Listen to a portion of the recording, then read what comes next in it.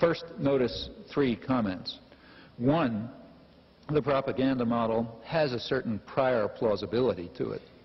That is, if you'd simply accept uncontroversial free market assumptions, quite uncontroversial assumptions about how society works, you're led almost automatically to the propaganda model. You can see that pretty simply. Simply ask yourself what the media are. Now, notice here I'm talking about what some might call the agenda-setting media, the media that set the frame that others adapt to. And that's a pretty narrow group. It's primarily the New York Times and the Washington Post and the 3 television channels and a couple of others. It's not much else. Those set the framework that everyone else pretty well adapts to within anything like the mainstream. So we're talking about the agenda-setting media, and ask yourself what they are. Well, what they are is very large corporations. In fact, they're integrated with, often owned by even larger conglomerates. Now, like other businesses, they have a product that they sell to a market.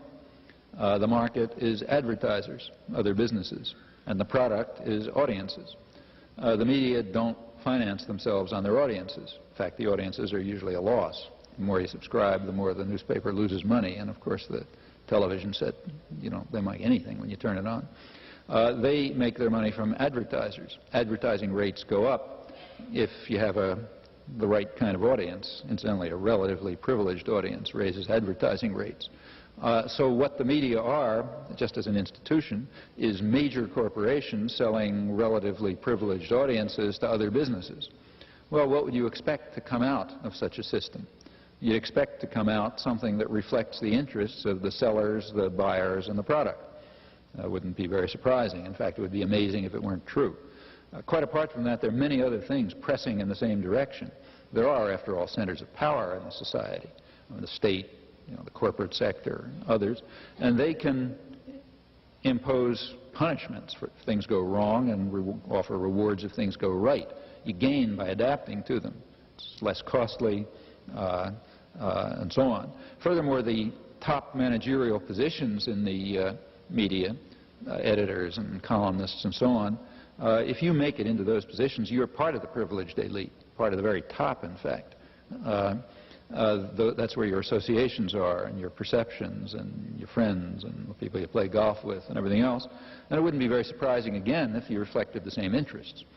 And it goes on. If you think through, we discuss this in our book a lot, but if you think through it, there are just many pressures which lead immediately to the assumption that the propaganda model is highly plausible, even without any evidence. It's got prior plausibility. In fact, it would be rather surprising if it weren't true on uncontroversial assumptions. That's point one. Point two is it has a lot of elite advocacy. That's what I started with, pointing out that it represents a position that intellectual elites have thought the media ought to serve, and the whole system of education and so on ought to serve. That's the position since the 17th century, probably the dominant position. It's necessary to manufacture consent for the general good because of the stupidity of the average man and so on. We have to put aside these democratic dogmatisms. So we have a position that has prior plausibility and elite advocacy. And a third point is it's generally accepted by the public. It's very striking that the debate over the media is determined by the intellectuals. And they're the most indoctrinated sector of the society. And for them, the only debate is over whether the media are too adversarial or not. But there are polls. You ask the public, what do you think about the media? And the public generally thinks the media are too conformist and too subordinate to power. In other words, they automatically accept something like the propaganda model. So here we have three facts: a position that has prior plausibility, elite advocacy, and rather general public support. Well, that doesn't prove that it's valid, of course, but it does suggest that it ought to be part of the discussion. It's not part of the discussion, exactly as the model predicts. Now, by now, turning to the factual matter, there are by now thousands of pages of documentation, detailed, close documentation, on the propaganda model, and it's been tested in just about every conceivable way, subjected to the harshest tests we can think of. I think by now it's one of the best confirmed theses of the social sciences. If there's any serious challenge to it, I've never seen it. It's generally just ignored or else caricatured. So what you have is this very well-confirmed thesis, not proven, very well-confirmed thesis, no serious challenge to it, to my knowledge. It has prior plausibility. The model's plausible on uncontroversial assumptions, advocated by elites, generally supported by the public, but it's not part of the discussion, exactly in accord with its predictions. It's off the agenda. Well, the next task, and the interesting one, would be to look at actual details. As I say, there's plenty of things you can look at in print, indeed, thousands of pages and more coming out, and I'm not going to, I almost hesitate to give examples because they're misleading. Any set of examples will be misleading because I think its predictions are essentially universally confirmed with only statistical error. So giving examples is misleading because you might argue plausibly that the examples are not properly selected. That'd be a reasonable response, and that's why you have to look at a range of tests to make sure they are properly selected, like let the people who think that the media are adversarial pick their own grounds. That's the harshest test that the model can face. So let them pick the grounds. Well, they've picked their grounds, things like the coverage of the Tet Offensive and so on, and it turns out that everything you go to, Tet Offensive, Watergate, Iran-Contra hearings, you take a look at them, they show precisely the subservience of the press to established power. Compare paired historical examples. I mean, history doesn't run controlled experiments, but it runs things that are reasonably close. For example, you can find similar times and similar periods when you can find atrocities of roughly the same scale carried out by official enemies or by ourselves and our clients, and look at the comparative coverage. Or good deeds like elections carried out by our clients and our enemies, and look at the comparative coverage.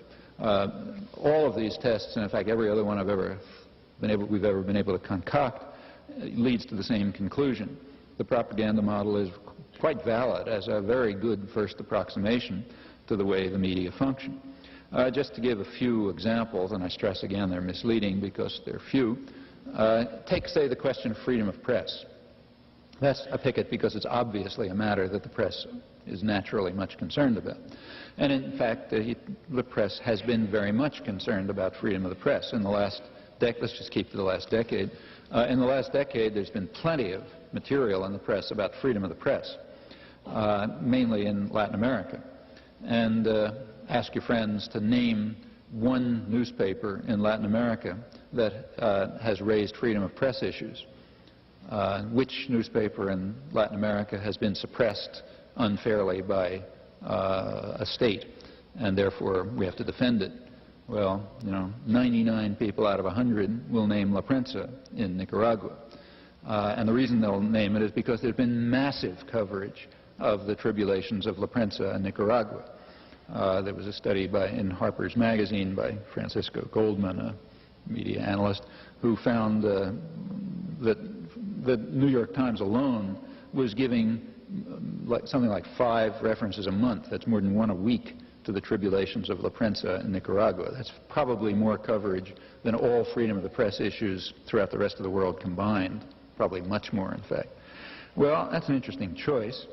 We can take a look at it. Not only coverage, but also enthusiastic support. I mean, for example, in 1986, in June 1986, there was an interesting series of events. The World Court condemned the United States for its unlawful use of force and violation of treaties in its war against Nicaragua, and called upon the United States to desist from these crimes. Congress responded to this by voting $100 million in aid to accelerate the unlawful use of force. The Reagan administration announced that this is for real, this is a real war. And there was enthusiastic coverage of that. The World Court decision was simply dismissed as an annoying bit of nonsense, either ignored or falsified, but anyway dismissed. It's the court that was the criminal, not the United States.